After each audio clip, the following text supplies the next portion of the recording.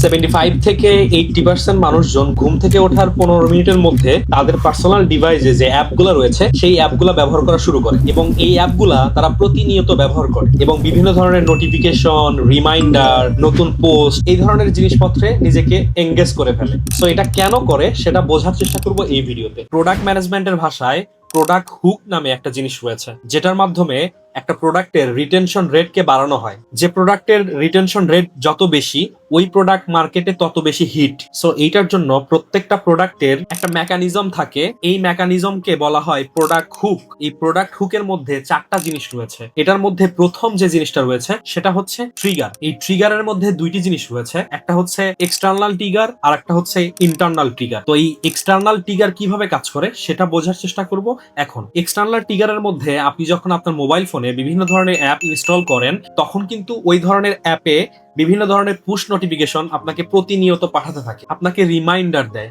আপনাকে যদি উদাহরণ দিয়ে একটু বোঝানোর চেষ্টা করি, আপনি যখন আপনার মেইলটা ওপেন করেন, দেখবেন মেইলের মধ্যে বিভিন্ন ধরনের প্রমোশনাল জিনিসপত্র আসে আপনাকে এঙ্গেজ করার জন্য। এই ধরনের জিনিসপত্রকে বলা হয় এক্সটার্নাল হুক। এবং ট্রিগারের মধ্যে দ্বিতীয় যে বিষয়টি রয়েছে সেটা হচ্ছে ইন্টারনাল হুক। এই ইন্টারনাল হুক কিভাবে কাজ করে সেটা একটু বোঝার চেষ্টা করি। এই ইন্টারনাল হুকের মধ্যে আপনার প্রতিদিনের অভ্যাস, আপনার কাজের ধরন, এই সকল জিনিসপত্র থাকে। আপনার যখন ভালো না লাগে তখন আপনি কি করেন? হয়তোবা আপনার কাছে যদি ফোন থাকে তাহলে কিন্তু ইচ্ছা করে যে এখন একটু ফেসবুকে যাই, ফেসবুকে গিয়ে একটু স্ক্রল করি, নতুন কোনো রিলস দেখি অথবা নতুন কোনো পোস্ট দেখার চেষ্টা করি। এটাকেই বলে হচ্ছে ইন্টারনাল হুক। এই ট্রিগারের মধ্যে এই দুইটা জিনিস থাকে। এরপর যে জিনিসটা রয়েছে সেটা হচ্ছে অ্যাকশন। এই অ্যাকশন জিনিসটা খুবই ইন্টারেস্টিং। এই অ্যাকশন জিনিসটা প্রোডাক্টের সাথে কিভাবে কাজ করে সেটা একটু বোঝার চেষ্টা করি। একজন ব্যবহারকারী যখন নতুন কোনো অ্যাপ চালায় অথবা পুরাতন কোনো অ্যাপ চালায়, তখন কিন্তু তার ফিজিক্যালি অনেক ধরনের কাজ করতে হয়।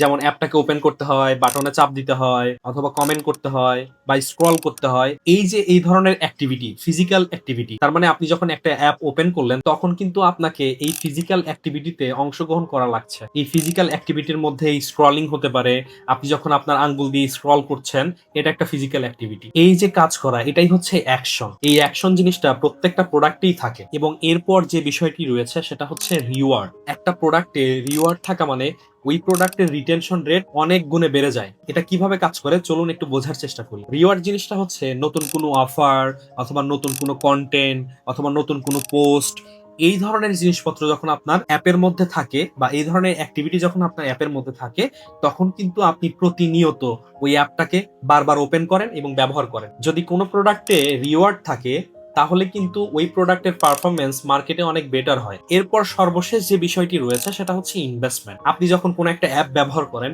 ওই অ্যাপের মধ্যে আপনি কিন্তু বিভিন্ন ধরনের অ্যাক্টিভিটি করেন।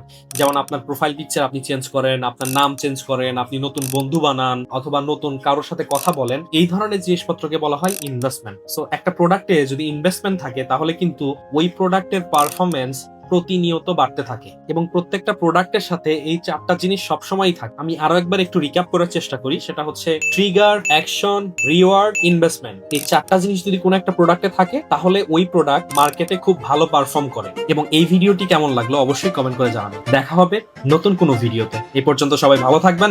আল্লাহ হাফেজ।